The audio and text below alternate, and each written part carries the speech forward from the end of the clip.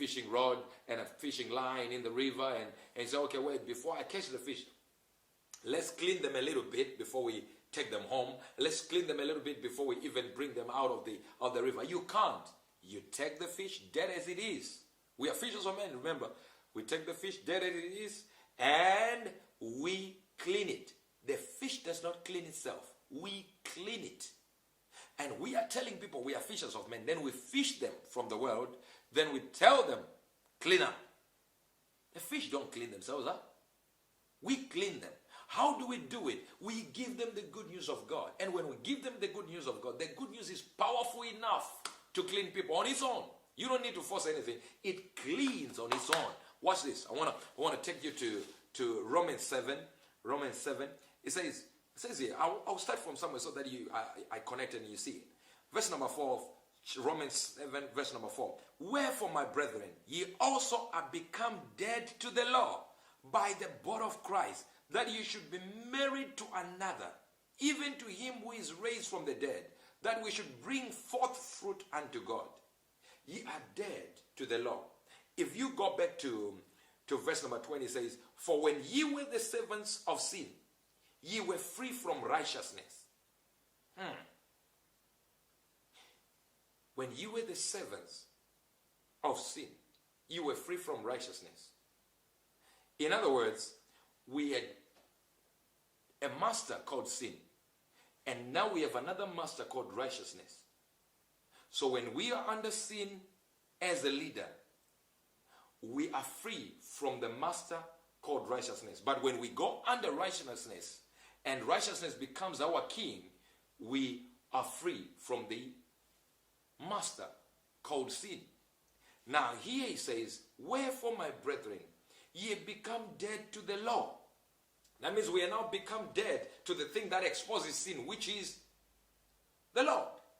We are dead to sin now, so that we can be married to Christ, to the grace of Christ, to the good news. And when we are married there, we become free. Because our other master, who is our other husband, is dead. But we have taken another husband called Christ.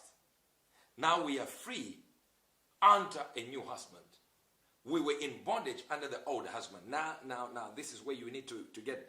For when we were in the flesh, the motions, the inducing, the pathiema, as it says in Greek, the motions, the inducing, remember inducing?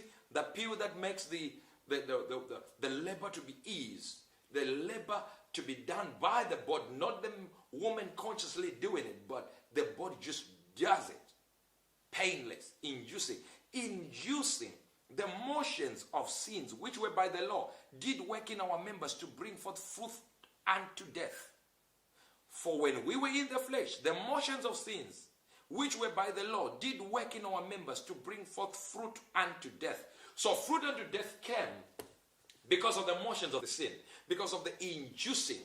The law itself, following the law, will induce sin. And death will come. But the moment we are conscious of righteousness, the moment we are conscious that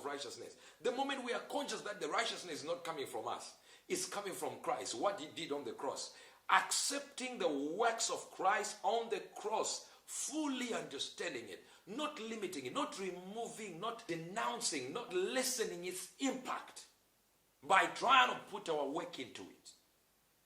Don't do this. You should come to church at 5. You should come to church at...